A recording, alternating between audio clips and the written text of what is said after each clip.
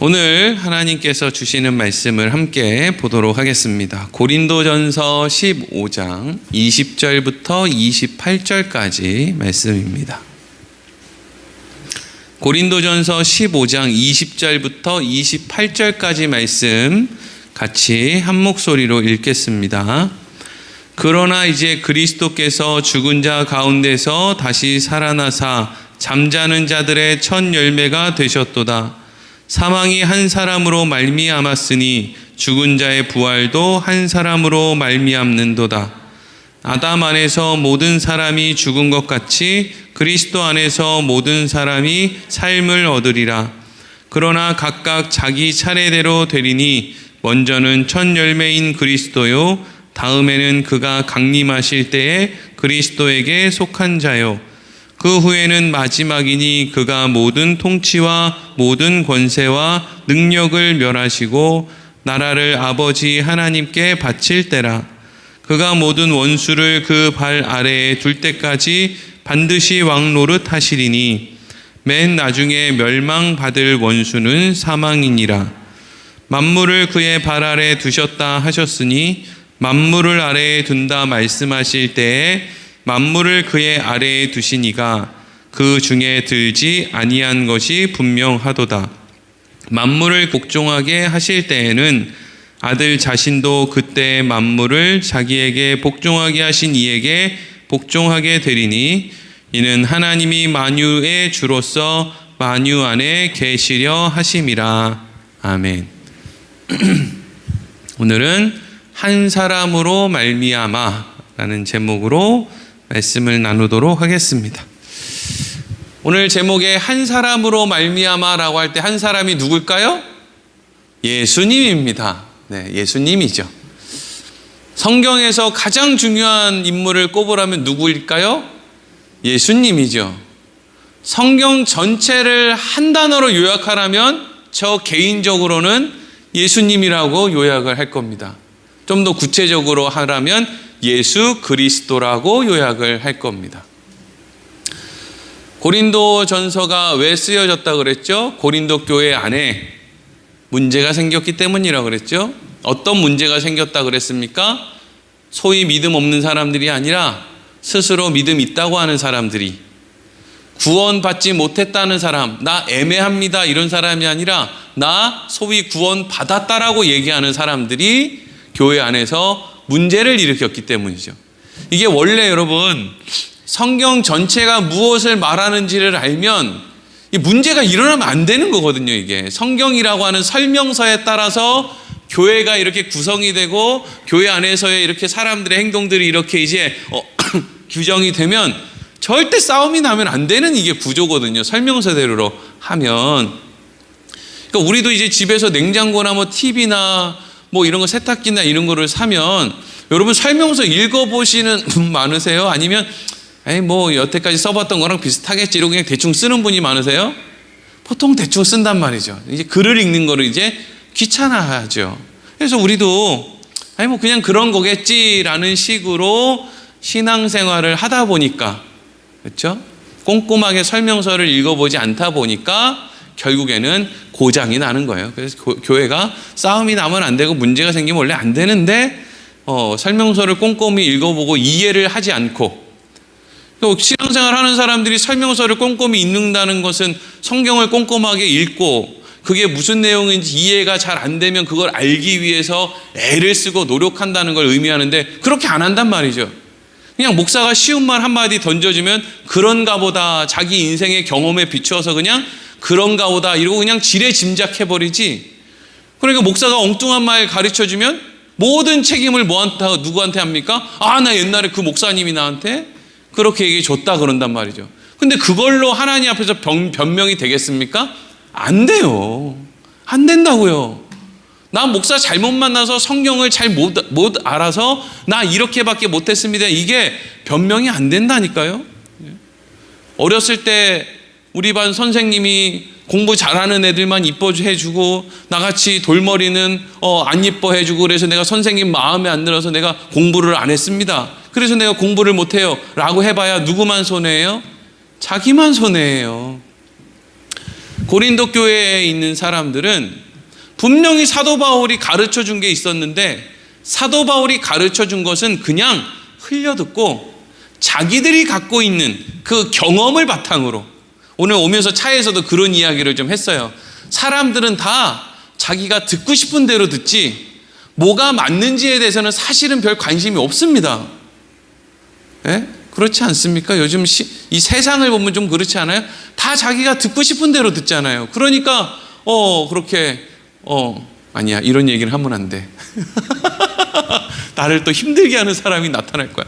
아우 더워. 네. 교회 안에 하나님이 하나님의 은혜로 은사를 줬는데 그 은사가 사실은 뭘 잘 알고 믿으라고 하나님이 은사를 준 거냐면요, 예수님을 잘 알고 예수님을 잘 믿어라, 이게 핵심이거든요. 여러분, 하여튼 이 시대가 아무리 어려워지고 아무리 혼탁해지고 그래도 유튜브를 뭐 백날 쳐다보고 뭐가 얼마나 이상한 사람이 나오든지 간에 꼭 분별을 하셔야 될 것은요, 그 교회든지 아니면 그 교회 목사가 예수님보다 더 드러나는 것 같다라는 교회는 전부 가짜예요. 전부. 그 목사 이름 석자가 그 교회에서는 예수님보다 더 중요하다? 거기 다니는 사람은 그냥 망했다고 보면 돼요. 여러분, 어디든지 다 마찬가지입니다. 이거 하나 분별을 해야 돼요. 어디든지.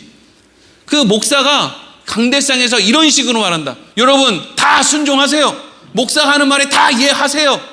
라고 짓거리기 시작한다. 거기 전부 이단이라고 보면 돼요. 정상적인 목사들은요, 여러분 저도 잘 모릅니다. 성경은 알면 알수록 모르겠어요. 그래서 우리에게는 예수님이 꼭 필요합니다. 요거 하나만 알아도 이단으로 안 가요. 자꾸 뭐 뾰족한 수 있는 줄 알고 자꾸 이제 허우적 되는데, 여러분 뾰족한 수가 어디에는 있는 게 아니고요, 원래 우리는 뾰족한 수가 없어요. 그래서 우리가 누굴 믿는 거예요? 예수를 믿는 거죠. 근데 자꾸 뾰족한 수가 있는 것처럼 얘기하니까 그 목사를 자꾸 사람들이 믿잖아요. 교회를 믿고 목사를 믿고 그 안에 꼭 뭐가 들어가요?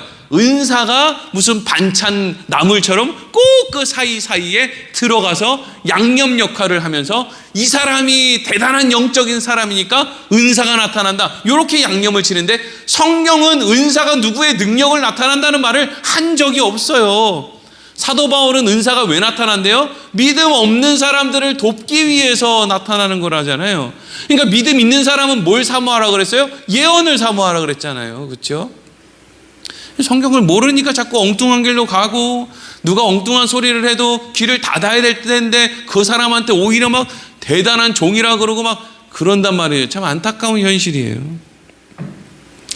그래서 자, 이제 오늘 본문 말씀은요, 사실 결론만 얘기하면 뭐 그렇게 어려운 내용은 아닌데, 이제 그 결론을 이야기하기 위해서 왜 바울이 이런 이야기를 이렇게 하고 있나, 결론은 간단한데 왜 이런 이야기를 하고 있나, 요거를 이제 우리가 생각해 보는 시간인 거예요. 생각.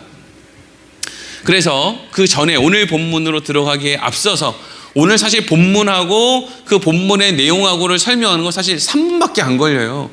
근데 이 3분밖에 안 걸리는 내용을 바울이 일부러 길게 쓴 거거든요. 그래서 오늘은 오늘 본문 말씀 들어가기 전에 같은 내용을 가지고 있는, 비슷한 내용을 가지고 있는 사도행전에 이제 사도 바울이 비시디아 안디옥에 있는 회당에서 사도 바울이 설교를 한 내용이 있어요. 그래서 그때 사도 바울이 어떻게 설교를 했는지 그걸 먼저 좀 생각해 보고 그 다음에 본문 말씀을 좀 보도록 하겠습니다. 먼저 사도 바울이 했던 설교 말씀을 듣기 전에 배경을 조금 알아야 되는데, 사도 바울이 안디옥 교회의 바나바랑 같이 공동 목회자였거든요. 그거 다 들어보셨죠? 우리 오후 예배 때 그거 얘기 다 했잖아요. 근데 이 공동 목회자였던 바울과 바나바를 그 교회 공동체의 사람들이 합심하여 기도하여 한 마음으로 이 두 사람을 어떻게 했어요? 선교사로 파송했어요.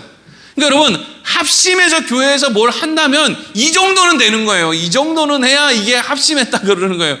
담임 목사를 죽을지도 모르는 그 선교지로 파송을 한다. 이런데 한 마음이었다. 이러면 우리는 야, 정말 성령으로 한 거네. 이게 인정이 되지. 교인들이 한 마음으로 담임 목사한테 10억짜리 아파트를 사주기로 했다. 이런 거는 여러분 그거 성령으로 한 마음 되는 게 아니에요. 예? 그러니까 여러분 지혜를 가지고 성경을 봐야 된다고요. 그래서 교인들이 한 마음으로, 그러니까 그 담임 목사를 얼마나 사랑했겠어요. 특히 바나바 같은 사람들은 얼마나 사랑했겠어요. 근데 그 사랑하는 바나바 목회자를 어떻게 했다는 거예요? 어려운 곳으로 선교사로 보냈다는 거예요. 그래서 바울과 바나바가 같이 처음에는 이 바나바의 고향이었던 바보라고 하는 섬, 그쪽 지역으로 이렇게 간 거예요. 거기서 이제 복음을 전하는데 그때 바울과 바나바 말고 한 사람이 따라갔어요. 누가 갔을까요? 네, 마가복음을 기록한 마가 요한이 따라갔어요. 마가 요한이 따라갔다고. 3명이 간 거예요. 그러니까 두 사람은 나이가 좀 많고 마가 요한은 좀 젊으니까 짐도 들어주고 뭐 여러 가지 이제 활동적인 일을 하기 위해서 이제 따라갔겠죠. 그래서 바보서라고 하는 섬에서 뭔가 이제 선교 활동을 하고 배를 타고 이제 섬에서 나와서 이제 버가라고 하는 곳에 갔는데, 버가라고 하는 지역은 아주 지형이 이렇게 낮아요. 그러니까 습하고 이런 동네예요. 그러니까 습하고 뭐 좀 그런 동네는 왠지 좀 이렇게 전염병 같은 거 좀 잘 걸릴 것 같잖아요. 그렇죠? 뭐 꼭 그런 건 아닌데, 그래서 이 바울이 그때 이제 성경 연구하는, 또 신학 연구하고 바울 연구하는 사람들은 그때 바울이 이곳에서 이제 풍토병에 걸리지 않았을까 이렇게 이제 추측을 하는 거예요. 그러니까 마가 요한의 입장에서는요, 바울이 풍토병 걸려서 언제 죽을지 모르고 사경을 헤맸는데, 지금 우리가 막상 선교 여행을 떠나왔지만 사실 우리 오라는 데도 없고, 다시 예루살렘으로 돌아가거나 안디옥으로 돌아가서 뭔가 좀 치료를 좀 받고 그 다음에 다시 와서 또 복음을 전해도 될 것 같은 거예요. 이건 제 추측이에요. 그냥 성경 읽다 그냥 제 추측인데, 그래도 될 것 같은데 무슨 일이 일어났는지는 모르지만 마가 요한이 어쨌든 그 상황 가운데 뭔가 실망을 하고 자기는 그냥 예루살렘에 있는 집으로 돌아가 버려요. 누구만 남아요? 나이 든 바울하고 바나바만 남죠. 근데 이때 이 두 사람 가운데, 사실 이것도 그냥 제 생각인데 그냥 합리적인 생각이니까 한번 들어보세요. 누가 돌아가지 말고 앞으로 전진하자고 그렇게 강조했을까요?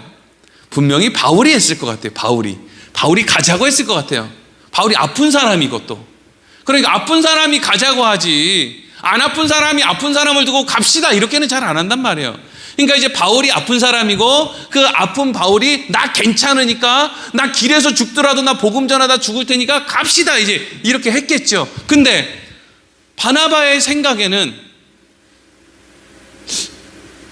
마가 요한이 그렇게 틀린 것 같지도 않은 거예요. 가서 치료하고 와서 해도 될 것 같고. 그래서 나중에 이제 2차 전도 여행할 때는 바나바가 마가 요한 편을 들어서 나중에는 이제 바나바하고 요한하고 같이 이제 팀으로 이렇게 다니죠. 근데 어쨌든지 간에 지금 이 상황 속에서는 바나바가 그 마음씨 좋은 사람이 이 바울이 병에 걸려가지고 쩔쩔매는데, 게다가 돌아가지도 않고 전도하겠다고 이제 타우루스 산맥이라고 하는 그 높은 산맥을 넘어가지고 저기 비시디아 안디옥으로 가겠다는데 이걸 두고 가기가 좀 그런 거예요. 제가 뭐 거기 가서 그 사람들하고 대화해 본 건 아니지만 그냥 그 신학자들이 연구한 거랑 제 생각이랑 추론을 해보자면요. 그런데 어찌됐건 그 비시디아 안디옥을 넘어서 타우루스 산맥을 넘어서 비시디아 안디옥에 가고 나니까 병이 낫는 거예요. 왜 나을까요? 이 버가라고 하는 곳은 습한 지역이고 거기서 막 몸이 아팠는데, 거기 비시디아 안디옥은 고산지대니까 아예 환경이 바뀌어버린 거죠. 그래가지고 몸에 있는 병이 이제 나은 거죠. 그래서 오래 이제 좀 더 살게 된 거예요.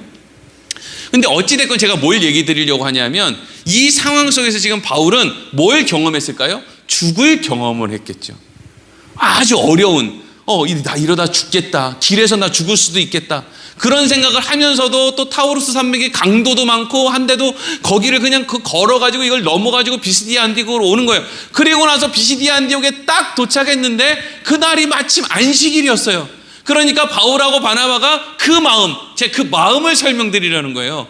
바울의 그 마음, 나 오늘 죽을 수도 있어, 나 얼마 못 살 수도 있어, 이거 뭐 가는 데마다 전염병도 있고 이거 만만치가 않아, 나 언제 죽을지 몰라, 나 나이도 있고 이거 쉬운 일이 아니야. 그러니까 지금 바울은 어쩌면 비시디아 안디옥에 있는 그 안식일 날 회당에 들어가서 복음을 전하는데 바울이 생각했을 때 가장 중요하고 가장 이 사람들에게 그냥 내 인생 마지막으로 뭔가를 전해야 되겠다라는 그 마음이 담겨 있는 그런 설교를 하는 거예요. 근데 뭐 바울이 어디 가든지 간에 뭐 그런 식으로 설교를 하니까 뭐 바울이 설교하는 설교문 안에는 기적에 대한 이야기, 무슨 복 받는 이야기, 돈 버는 이야기, 11조 하는 이야기 이런 거 없습니다. 그런 건 중요한 게 아니라는 거예요. 왜 거기에 관심을 두냐는 식의 설교를 오히려 하는 거죠. 중요한 건 그게 아니라는 거예요. 그러면 자, 지금부터 바울이 이야기하고 있는 중요한 내용을 함축하고 있는 그 설교 내용은 도대체 뭐냐?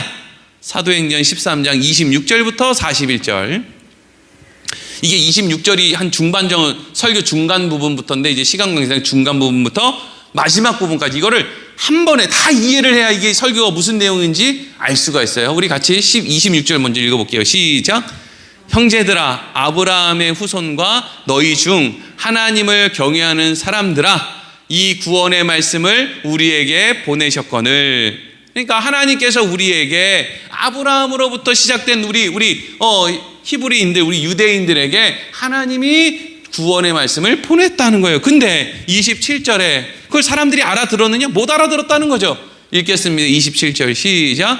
예루살렘에 사는 자들과 그들 관리들이 예수와 및 안식일마다 외우는 바 선지자들의 말을 알지 못함으로 예수를 정죄하여 선지자들의 말을 응하게 하였도다. 아멘.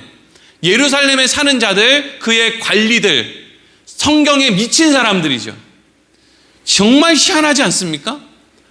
그냥 우리처럼 성경 띄엄띄엄 말고 성경 어디 찾으세요 이러면 맨날 보는 성경인데도 이게 오바댜가 어디 있더라 이렇게 하는 사람들이 아니고 그냥 오바댜를 통째로 외우는 사람. 요나서 몇 장 몇 절을 찾겠습니다. 찾을 필요가 없이 외우는 사람. 이런 사람들이 있다는 거예요. 근데 이런 사람들이 선지자들의 말을 어떻게 했다는 거예요? 알지 못했다는 거예요. 전문가인데 알고 보니까 전문가가 아닌 거예요. 그래서 그 인간들이 어떻게 했어요? 28절 29절 읽겠습니다. 시작.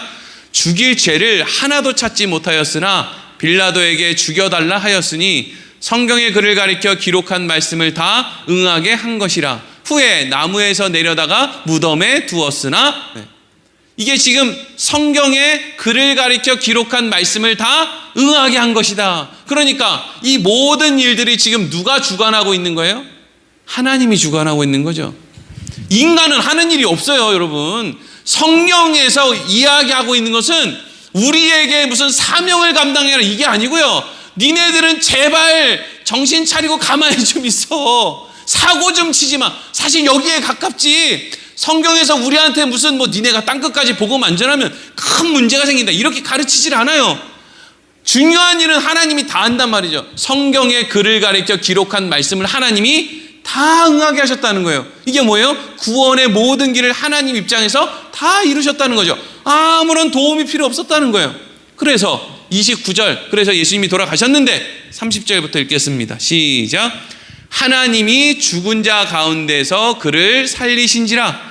갈릴리로부터 예루살렘에 함께 올라간 사람들이 여러 날 보이셨으니 그들이 이제 백성 앞에서 그의 증인이라. 근데 예수님을 그렇게 성경 전문가라고 하는 사람들이 예수님에게 죄를 찾지도 못했는데 빌라도를 통해서 예수를 죽였단 말이죠. 그런데 그렇게 예수가 죽었는데 누가 다시 살렸다는 거예요? 하나님이 죽은 자 가운데서 그를 살렸다는 거예요. 죽은 자 가운데서. 그리고 나서 그렇게 예수님이 살아난 것을 많은 사람들이 봤다는 거죠. 그리고 32절부터 읽겠습니다. 시작. 우리도 조상들에게 주신 약속을 너희에게 전파하노니 곧 하나님이 예수를 일으키사 우리 자녀들에게 이 약속을 이루게 하셨다 함이니라. 시편 2째 편에 기록한 바와 같이 너는 내 아들이라 오늘 너를 낳았다 하셨고, 지금 여기 있는 건 무슨 얘기하는 거예요? 예수님이 부활하셨다는 이야기를 하고 있는데 그 부활하신 이야기가 우리가 그냥 얼마 전에 예수님 부활해서 안 게 아니라 알고 보니까 하나님이 그 전에 구약 성경에서부터 이런 일이 일어날 것들을 꾸준히 이야기하고 있었는데 우리가 미련해서 그걸 모르고 있었다는 거예요. 근데 결국에는 예수님이 어떻게 했다고요? 부활했다고요. 여러분이 단순한 이야기를 왜 제가 여러분 이미 예수님 부활한 거 다 알고 심지어 부활절날 부활절 감사원까지 하는 사람들한테 왜 이걸 제가 이렇게 이야기를 하고 있겠습니까? 자꾸 성경을 보는 눈이 내 욕심이랑 맞물려서 엉뚱한 곳으로 자꾸 가기 때문이에요. 누가요? 성도들이요. 고린도 교회 교인들이, 모든 그리스도인들이 다 그렇다니까요. 자꾸 보아야 될 눈이 자꾸 내 욕심 때문에 엉뚱한 데로 가서 있다고요. 그게 오늘날 대한민국에 있는 교회들의 모습 아닙니까? 전부 욕심꾸러기들만 교회 안에 잔뜩 있는 것처럼. 그래서 34절 시작. 또 하나님께서 죽은 자 가운데서 그를 일으키사 다시 썩음을 당하지 않게 하실 것을 가르쳐 이르시되 내가 다윗의 거룩하고 미쁜 은사를 너희에게 주리라 하셨으며. 자, 여기서 썩음을 당하지 않는다라는 것은 죽은 다음에 썩어 문드러진다, 육신이 썩어 문드러진다라는 의미도 있지만 이것이 헬라어로 디아프로라라고 하는 말인데 멸망, 파멸이라는 뜻이에요. 그러니까 모든 사람이 죽는 것은 파멸당하는 건데 하나님께서는 예수님이 죽으신 것을 파멸로 두지 않으시고 다시금 살리셨다는 거예요. 왜 살렸었을까요? 살릴 거면 뭐 한다 죽였을까요? 그 이유가 있다는 거죠. 그 이유가 우리에게 생명을 주시기 위한 그런 방법을 사용해서 하나님이 행하셨다는 거예요. 그래서 35절 시작. 또 다른 시편에 일렀으되 주의 거룩한 자로 썩음을 당하지 않게 하시리라 하셨느니라. 36절 다윗은 당시에 하나님의 뜻을 따라 섬기다가 잠들어 그 조상들과 함께 묻혀 썩음을 당하였으되 하나님께서 살리신 이는 썩음을 당하지 아니하였나니. 그러므로 형제들아 너희가 알 것은 이 사람을 힘입어 죄 사함을 너희에게 전하는 이것이며. 참 38절에 중요한 말이 나와요. 그러므로 형제들아, 지금까지 무슨 얘기했는데 그러므로가 나와요? 예수님이 이 땅에 오셨는데 성경 전문가라는 놈들이 예수님을 죽였다. 바꿔 이야기하면 우리가 예수를 죽였다 말이죠. 그런데 하나님께서는 그 죽은 예수를 파멸의 자리, 죽음의 자리에 내버려 두지 않고 다시금 살렸다는 거예요. 그래서 그러므로 형제들아 너희가 알아야 되는 것은 이 사람을 힘입어, 이 사람이 누구예요? 죽었다 살아나신 예수님을 힘입어서 우리가 죄사함을 받게 되었다. 죄사함의 문제와 사망의 문제는 연결되어 있어요. 여러분, 우리가 왜 죽어요? 죄를 지었기 때문이죠. 죄가 뭐예요? 하나님으로부터 떨어져 나간 걸 죄라고 하는 거예요. 사람 죽이고 도둑질한 거 죄 아니에요. 하나님 보시기에는 죄, 도둑질 안 한 놈이나 도둑질 한 놈이나 똑같아요. 우리가 구원을 받느냐 구원을 받지 않느냐의 문제는 누가 기도를 많이 하느냐 전도를 많이 하느냐 이 문제가 아니에요. 하나님과 연결이 돼 있으면 하나님의 생명을 얻어서 영생을 하는 거고, 하나님으로부터 단절되어 있으면 하나님이랑 연결이 안 돼 있으니까 죽는 거예요. 그렇죠? 아유, 그냥 정신 좀 차려봐요. 이거 중요한 내용이에요. 네? 진짜 중요한 이야기 할 때는 그냥 다들 별로 재미없게 듣고, 쓸데없는 그냥 난리면이냐 뭐냐 할 때 눈이 덩그래가지고 그냥 전부 다 듣고, 그쵸? 네. 이게 중요하다고요. 난리면이 바이든이 중요한 게 아니고 이게 중요하다니까요. 그러니까 지금 어떤 흐름을 지금 이야기하려는지를 잘 이해해야 여러분들의 신앙생활이 흔들리지를 않고 여러분들 마음 가운데 중심이 흔들려서 믿음이 흔들려서 불안에 떠는 그런 일이 없다고요. 아유, 부여 온누리교회에서 하나도 배운 게 없어가지고 나 이 교회 왔습니다. 그런 말은 하지 마세요. 그냥 내가 못 들어서 내가 부족해서 그냥 못했다 그러지. 내가 이렇게 잘 가르쳐 주는데.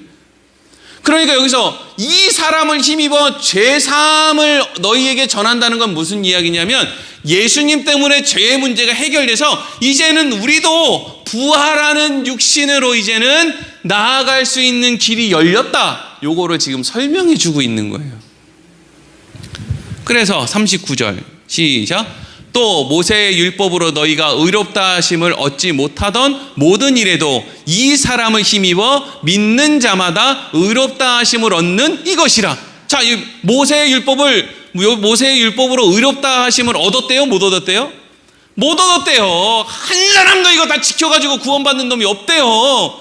그 잘난 척하는 목사도, 그 잘난 척하는 장로도, 뭐 대단한 사람이라고 하는 떠벌리는 그 의인이라고 하는 그 사람도 결국에는 그 사람이 지킨 그 행위로는 아무것도 할 수 있었던 것이 없는데, 이 사람을 힘입어, 이 사람이 누구예요? 예수님을 힘입어 이 사람을 믿는 자마다 의롭다 하심을 얻게 되었다, 이거거든요.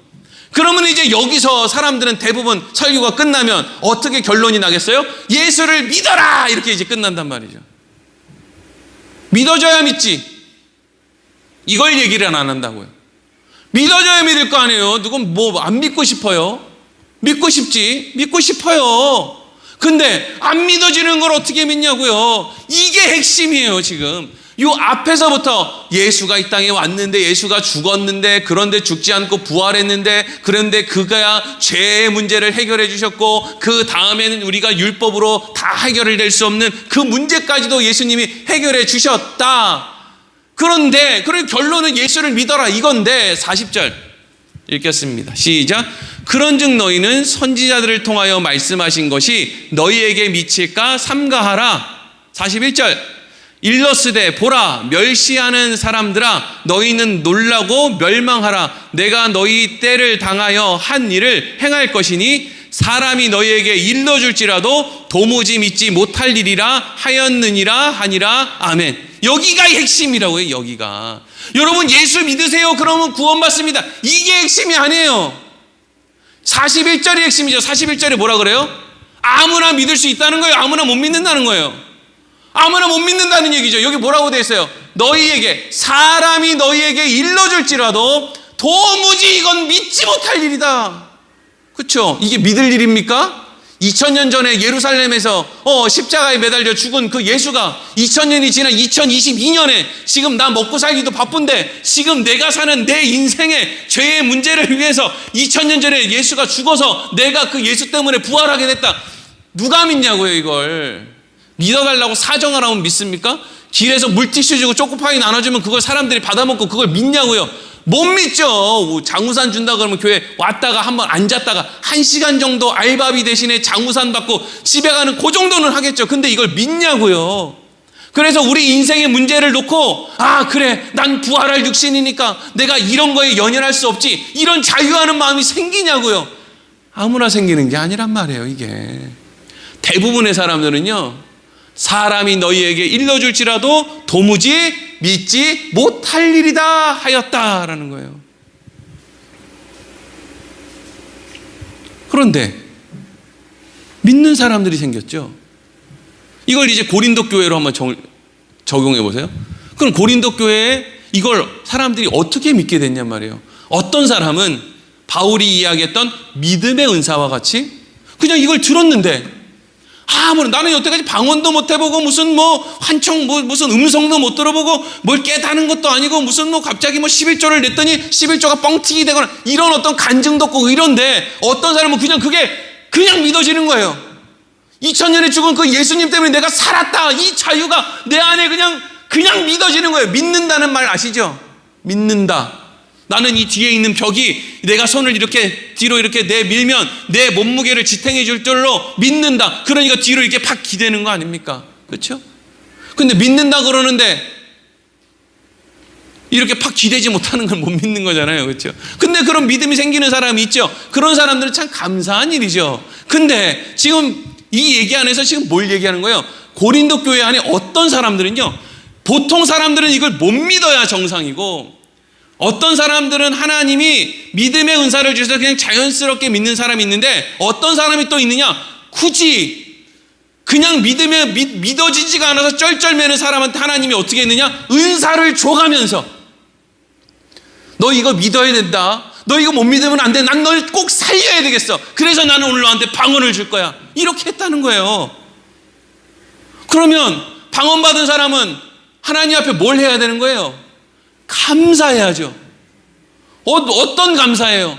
야, 하나님이 나를 얼마나 살리고 싶으셨으면 나 같은 사람이 병을 고치게 하시고 나 같은 사람이 방언을 하게 만들고 아니 내까지 깨 귀신 들린 사람을 쫓게 만들고 야, 날 진짜 살리려고 하나님이 작정을 하셨구나 이렇게 생각을 해야 되는 거잖아요.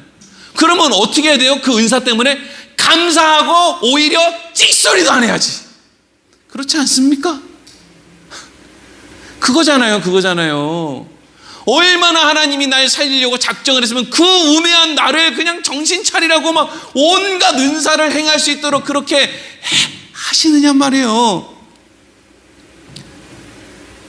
여러분, 우리가 예수님을 듣는 것도 대단한, 예수님에 대해서 바르게 듣는 것도 놀라운 일이고 그것을 받아들이는 것도 놀라운 일인데 부모님이 얘기하면 그럴 수도 있겠다 할 수도 있잖아요. 근데 우리 집 애들이라고 해도요, 아니 뭐 아버지가 목사고 아버지가 얘기하니까 뭐 그럴 수도 있겠네 이렇게는 되지만 그 안에 믿음이 생기는 것은 하나님이 하시는 일이죠.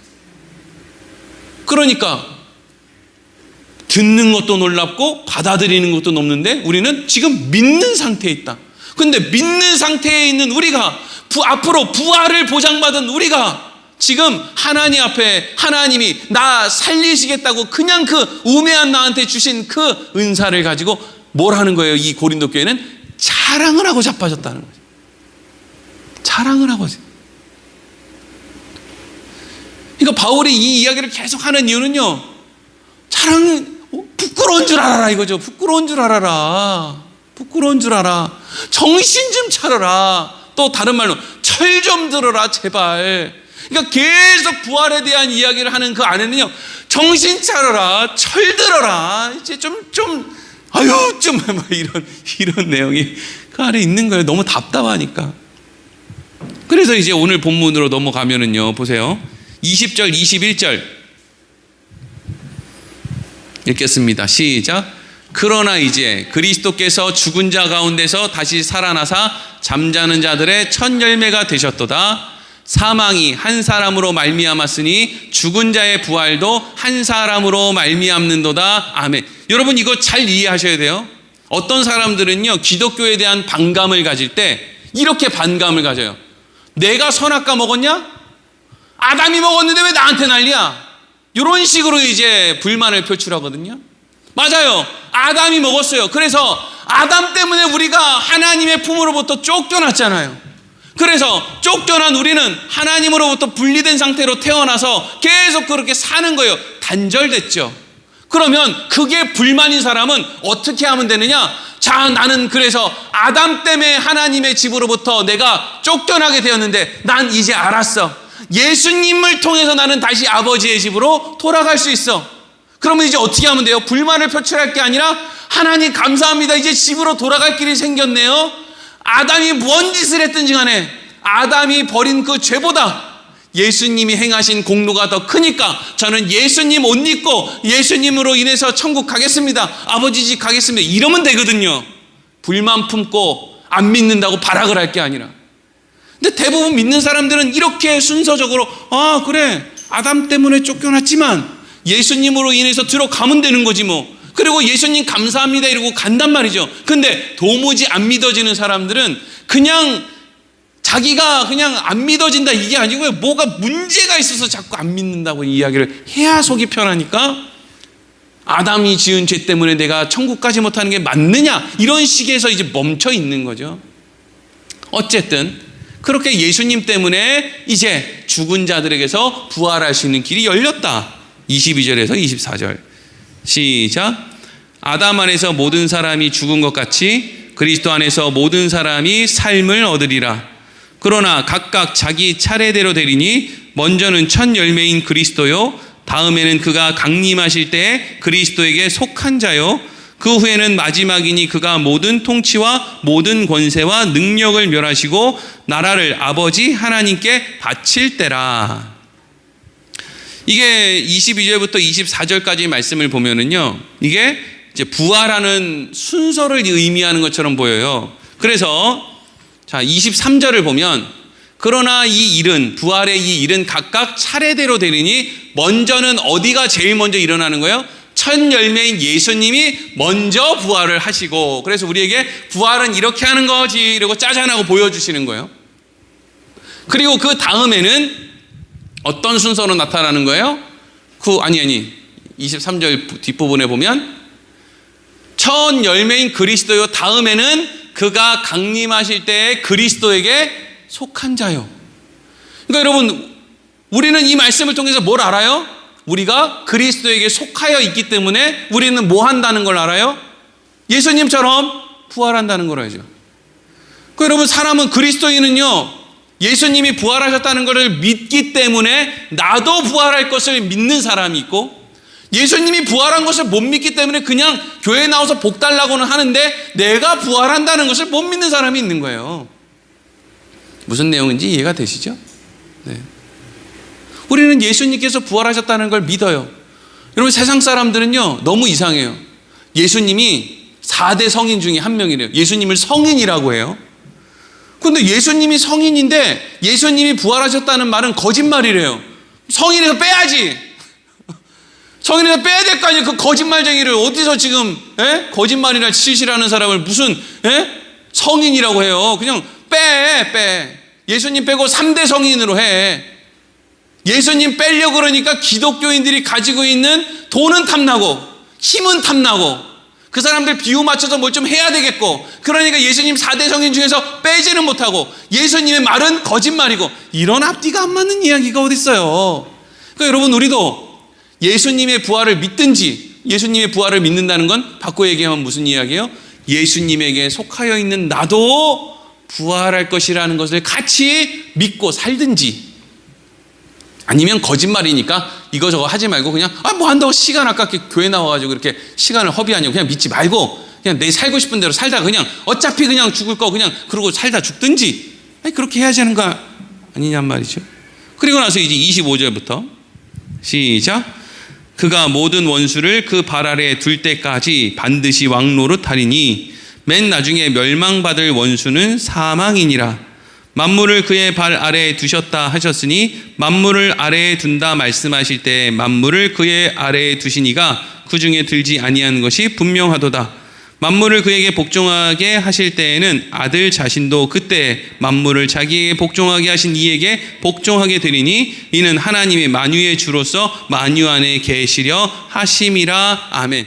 이게 이제 말이 어려운 것 같은데 별로 어렵지가 않아요. 예수님이 궁극적으로 이 땅에서 하시고자 하신 일은 뭐냐면요, 사망을 없애는 거예요. 사망을 없애는 거. 사망은 어떻게 하면 없어져요? 하나님이랑 연합하면 사망이 없어지죠. 에덴 동산에는 사망이 없잖아요. 왜? 하나님이랑 함께 있었으니까. 근데 에덴에서 쫓겨나면서부터 뭐가 생겼어요? 사망이 생겼어요. 하나님으로부터 떨어진 거죠. 그래서 궁극적으로 예수님께서 이 땅에 오셔서는 이 땅에 하나님으로부터 단절되어서 이제 사망을 경험해야 되는 그 모든 일을 예수님이 해결하기 위해서 이 땅에 오신 거예요. 그래서 예수님에게 속한 사람들은 예수님으로 인해서 이제 그 사망이 사라지고 마는 거죠. 우리는 사망이 없어요, 여러분. 우리는 죽는 게 아니에요. 죽는 순간 몸뚱이는 어떻게 되는지 몰라도 우리의 영혼은 그날 즉시 아버지 집으로 가는 거예요. 뭐 그날 즉시 가든지 조금 자다가 가든지, 이거는 신학적인 논란이 있지만 무슨 상관이에요. 자다 가는 게 뭐 정신이나 있습니까? 눈 감았다 뜨면 끝난 거지. 위내시경 할 때 수면 마취 안 해보셨어요? 하나 둘 셋 하고 나서 눈 뜨면 끝났습니다 이러지 뭐 정신이 멀쩡해가지고 웩거리는 게 무슨 수면 마취예요, 그렇죠? 조금 자다 가든지 바로 가든지 어쨌든지 간에 우리에게 있어서는 이제 사망이 없죠. 그런데 이런 이야기를 해요. 27절에 만물을 그의 발 아래에 두셨다 하셨으니 만물을 아래에 둔다 말씀하실 때 만물을 그의 아래에 두신 이가 그 중에 들지 아니한 것이 분명하다. 그러니까 예수님께서 부활하셨을 때는 모든 만물이 예수님 발 아래 이제 엎어지는 거죠. 예수님이 모든 것들을 발 아래 두셨다라는 건 예수님은 이제 그 발 아래에 있는 거랑은 분리된 상태라는 거예요. 분리된 상태에서 사망을 멸하는 거예요. 그러니까 우리도 나중에는 사망으로부터 분리되면 그 예수님의 그 자리, 사망이랑은 이제 상관없는 자리, 우리가 거기에 이제 가게 된다. 뭐 이런 이야기를 지금 하고 있는데, 이 이야기를 왜 하고 있느냐가 중요해요. 이걸 뭐 신학적으로 부활의 순서는 이렇대, 신학적으로 예수님 발 아래 사망을 드시고 뭘 깨부신데 마지막 때에는 이런 현상이 일어난대. 쓸데없는 거에 사람들은 관심을 많이 둬요. 마지막 때에 무슨 환상이 일어나고 무슨 어디 나팔 소리가 일어나고, 이게 뭐가 중요해요? 중요한 건 내가 예수에게 속해 있다는 게 중요하고 나는 부활한다는 게 중요하죠. 이게 중요하다니까요. 근데 이 중요한 걸 자꾸 논점이 여기 중요한 데서 흩어지니까 자꾸 의심이 생기고 세상에서 뭘 더 얻어야 될 것 같고 막 뭐 욕심이 생기고 막 엉뚱한 길로 가는 거죠. 그래서 오늘 본문 말씀을 통해서 그 짧은 결론이 그래서 뭐예요? 여러분, 우리가 예수님에 대해서 들은 것도 놀랍고 예수님에 대해서 또 받아들이게 되는 것도 놀라운데, 야, 우리가 예수님을 믿는데 그냥 믿는 게 아니라 은사까지 하나님이 주시면서 우리에게 예수를 믿게 하셨다. 그래서 우리가 뭘 얻었어요? 부활을 얻게 됐다. 영생을 얻게 됐다. 근데 왜 그렇게 하나님이 하신 일을 가지고 자랑을 하고 이 땅에 내 육신을 뽐내고 뭐 그렇게 그냥 하나님을 이용해서 뭘 어떻게 얻으려고 하고 왜 그런 쓸데없는데 마음을 뺏기느냐? 여러분, 예수님이 우리를 부활하게 하기 위해서 이 땅에 오셨죠. 그거 아니면 왜 오셨겠습니까? 죽으러 오셨잖아요. 왜 죽으러 오셨겠어요? 살리려고 죽으러 오신 거잖아요. 그럼 우리가 늘 기억해야 되는 건 예수님은 나를 살리려고 이 땅에 오셨다. 근데 꼭 여기다가 이 못난 사람들은 뭘 자꾸 첨부하느냐면요, 이걸 바르게 알아서 이 세상에서는 자유를 얻어야 되는데 여기다가 뭘 꼭 첨가하느냐면 우리의 생명을 살리기 위해 오신 주님, 우리의 가난으로부터 우리도 살리기 위해 오셨다. 이런 헛소리를 꼭 담는다니까요. 아니, 왜 거기다가 가난은 왜 넣어요? 몸 아픈 사람은 우리의 생명을 살리기 위해 오신 주님, 우리의 가난과 함께 우리의 질병도 해결해 주시기 위해 오셨다. 이게 다 거짓말이라고요. 무슨 가난을 해결하고 무슨 질병을 해결해요. 빨리 죽는 게 더 좋은데. 에? 가난하게 사는 게 믿음 생활하는데 더 좋은데, 알구나 하는 얘기예요. 알구나. 여러분, 우리가 맨날 그냥 부흥했다 나오는 록펠러, 카네기 이런 사람들이 예수 믿었는 줄 알아요? 예? 예수 믿고는 할 수 없는 짓들만 하고 사는 거예요, 그 인간들이. 여러분, 돈 많은 사람들은 우리처럼 믿는 줄 알아요? 여러분, 제가 서울에서 제일 큰 막 5만 명 모이는 교회 제가 담임 목사면 이렇게 설교하는 줄 알아요? 안 해요. 목사한테 순종하라 그러지. 그렇게 해야 교회 운영하기가 훨씬 편한데, 우리는 부활을 소망하기 때문에 그냥 하고 싶은 말 하고 사는 거예요. 뭐 그냥 잘리려면 잘라라. 없으면 그만이지. 내가 뭐 하면 뭐 하나. 애들 키울 때도 자신이 넘치는 거예요. 뭐 우리 애가 뭘 하든지. 뭐 얼마나 서울대 못 갔다고 머리 싸매고 드러넘는 그런 교회는 부활을 모르는 사람이에요. 왜 머리를 싸매요? 부활할 건데. 누가 평생 서울대생으로 천국 가는 줄 알아요? 별로 대단하지도 않은 놈이고. 이 땅에서 그냥 점과 같은 인생 짧게 살다 가는 거예요. 하나님 앞에 감사하면서 겸손하게 나를 살리신 하나님 앞에 겸손하게 그냥 하나님 말씀대로 어떻게 하면 하나님 기쁠까, 그냥 그 정도 하고 살다 가는 거지. 뭐 또 그거 못했다고 해서 막 절망하고 낙심하고 나 이러다 지옥 가면 어떡하지, 이런 것도 하는 것도 아니에요. 그냥 하나님, 이 짧은 인생 늘 하나님 앞에 감사하며, 별 능력은 없지만 그냥 나한테 주어주신 일 있으면 그냥 순종하며, 또 못하면 하나님 앞에 회개하며, 그냥 그러다가 우리는 뭘 사모하며? 부활을 사모하며 그날을 꿈꾸며 저는 그리로 가겠습니다. 우리 애가 말을 좀 안 들어도 하나님 할렐루야 괜찮습니다. 왜? 저는 부활할 거니까. 이 땅에 사는 날 몸에 질병이 좀 와가지고 이 땅에서 뭐 쩔룩쩔룩 거리든 팔이 좀 불편하든 뭐가 말이 좀 어두라든 하나님 할렐루야, 얼마 안 남았네요. 오늘 벌써 하루를 손살같이 살아냈네요. 내 인생이 700일이 남았으면 이제 699일 남았네요. 할렐루야, 나는 부활한다. 근데 그 마음을 집중하고 살아야 되는 사람이 나 방언받았다? 니네는 못 받았지? 내가 방언받은 걸로 내가 하나님 도울 거야. 이게 뭐냐고요 이게. 하나님이 이 바울이 봤을 때 이게 뭔 소리야 이게. 3층천까지 갔다 온 나도 찍소리도 안 하는데 이거 방언 받았다고 지들 잘났다고 하는 얘들 도대체 얘네들 뭐야? 이거 외계인이야? 이거 뭐야? 어디서 온 애들이야? 성경을 어떻게 보고 있는 거야? 하나님의 은혜를 어떻게 생각하고 있는 거야? 예수님의 십자가를 어떻게 보고 있는 거야? 여러분 제가 진짜 욕먹을 각오하고 한마디 딱 드리는데 기독청 필요 없어요. 기독청 만든다고 거기다 헌금하지 마세요. 기독청 필요 없어요. 로마에 있는 카톨릭의 그 성지 로마 교황청이 무슨 소용 있습니까? 우리는 그냥 다 힘 없어요. 목사들 몰아놓고 목사들한테 돈 주고 힘 주면요 전부 썩습니다. 안 썩는 게 이상하지. 인간 다 썩어요. 성경 전문가들도 예수님 십자가에 못 박는데 앞장서지 않았습니까? 뭐에 취해서요? 자기 자리에 취하고 돈에 취해서요. 그거 쌓아주면은요, 하여튼 어느 집단이든 어느 단체든지 돈하고 권력이 거기에 쏟아지면은요 다 망해요. 다 죽어요. 죽이려고 헌금하는 거예요. 아, 이거를 편집을 할까? 그냥 둘까? 아, 실시간은 몇 명 안 보니까. 아유, 좀 돈 아까워. 아, 그렇게 고생을 해가지고 핸드폰 좀 좋은 걸로 바꾸시라 그러니까 아이고 아껴야죠. 주님 앞에서 아껴야죠. 이렇게 해가지고 그냥 맨날 아직도 그거를 쓰면서 그냥 기독청 만들어야 된다고 그냥 1억씩 막 2억씩 헌금하는 그런 사람을 보면 내가 진짜 아유 어쩌면 저렇게 죽는 길로 가라고 뒤에서 그냥 엔진을 그냥 터보 엔진을 달아주나. 여러분 우리는 지금 사도 바울이 우리에게 전하고 있는 말씀은 우리는 부활할 겁니다. 하나님이 우리를 부활하기 위해서 놀라운 일을 행하셨습니다. 거기에 주목하고 사세요. 거기에. 오늘 하루 일이 좀 안 풀린다고 낙심하지 마세요. 오늘 하루를 살아낸 겁니다.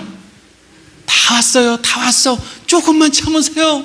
여기에 관심을 갖고 살으라고요. 여기에. 그래야 사랑할 수도 있고 용서할 수도 있고 이까짓 거 별거 아니다 이런 생각이 있어야 나눌 수도 있고 뭔가 좀 뭐 웃을 수도 있고 이렇게 안 해요. 그렇지 않습니까? 여러분 우리가 그런 마음 안에서 바른 믿음으로 살아가기를 소망합니다. 기도하겠습니다. 하나님